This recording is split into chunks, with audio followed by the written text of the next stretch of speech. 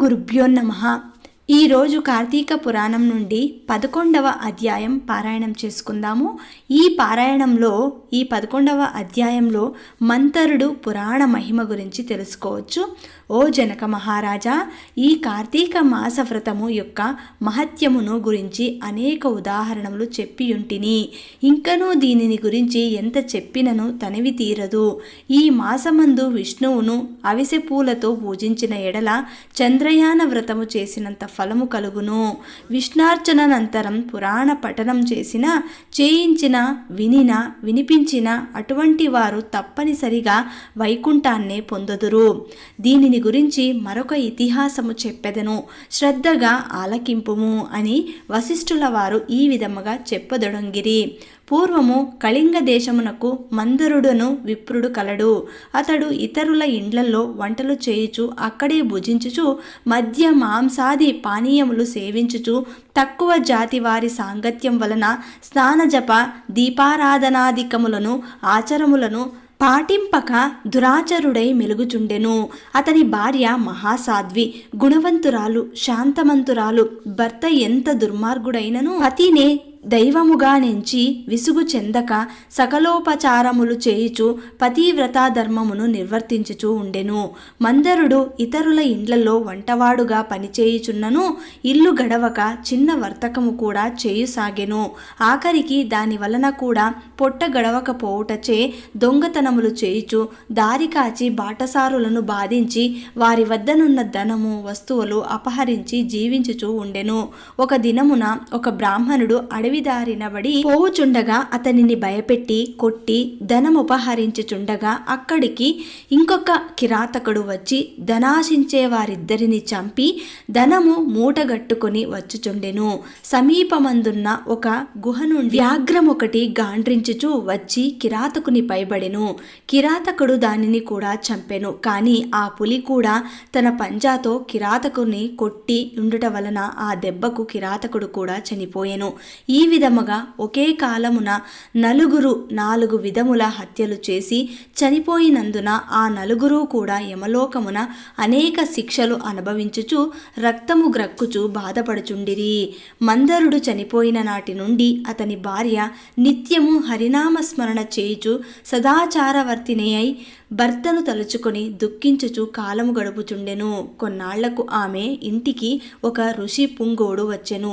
ఆ వచ్చిన ఋషిని గౌరవముగా ఆహ్వానించి ఆర్ఘ్యపాద్యాదులచే పూజించి, స్వామి, నేను దీనురాలును, నాకు భర్త గాని సంతతి గాని లేరు. నేను సదా హరినామస్మరణ చేయుచు జీవించుచున్నాను కాన నాకు మోక్ష మార్గము ప్రసాదించుమని బ్రతిమాలుకొనెను. ఆమె వినయమునకు ఆచరమునకు ఆ ఋషి సంతసించి, అమ్మా, ఈ దినము కార్తీక పౌర్ణమి, చాలా పవిత్రమైన దినము. ఈ దినమున వృథాగా పాడు చేసుకొనవద్దు. ఈ రాత్రి దేవాలయములో పురాణము చదువుదురు. నేను చమురు తీసుకుని వచ్చెదను. నీవు ప్రమిదను వత్తిని తీసుకుని రావలేను. దేవాలయములో ఈ వత్తిని తెచ్చిన ఫలమును నీవందుకొనుము అని చెప్పిన తోడనే అందుకామె సంతసించి వెంటనే దేవాలయమునకు వెళ్ళి శుభ్రము చేసి గోమయముచే అలికి ముగ్గులు పెట్టి తానే స్వయముగా వత్తి చేసి 2 వత్తులు వేసి ఋషి తెచ్చిన నూనె ప్రమిదలో పోసి దీపారాధన చేసెను.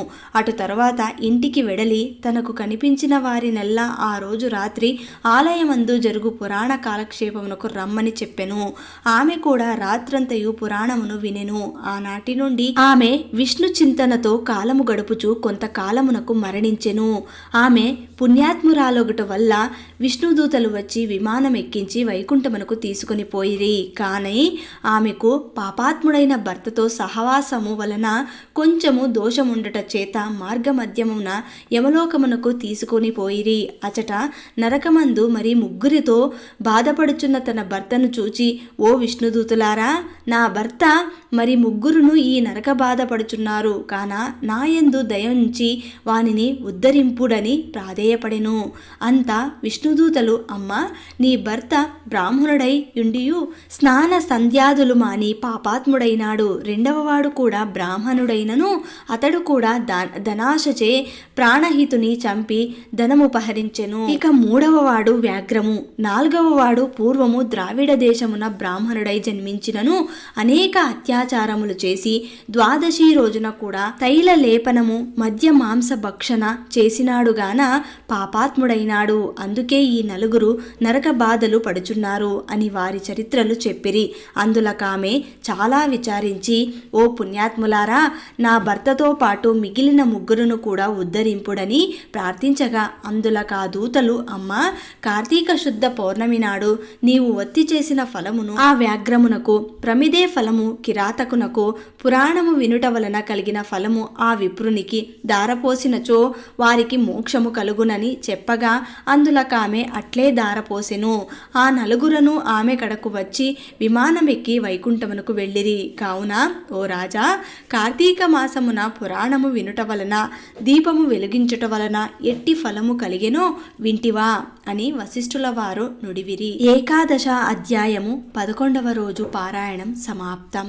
ఈ పురాణం విన్నవారికి, చదివిన వారికి ఎంత పుణ్యం దక్కుతుందో ఈ కథలోనే వింటిమి కదా. మరి మీరు వినడమే కాకుండా మీ మిత్రులందరికీ కూడా పంచిపెట్టండి. రేపటి అధ్యాయంలో మళ్ళీ కలుసుకుందాం. అంతవరకు సెలవు.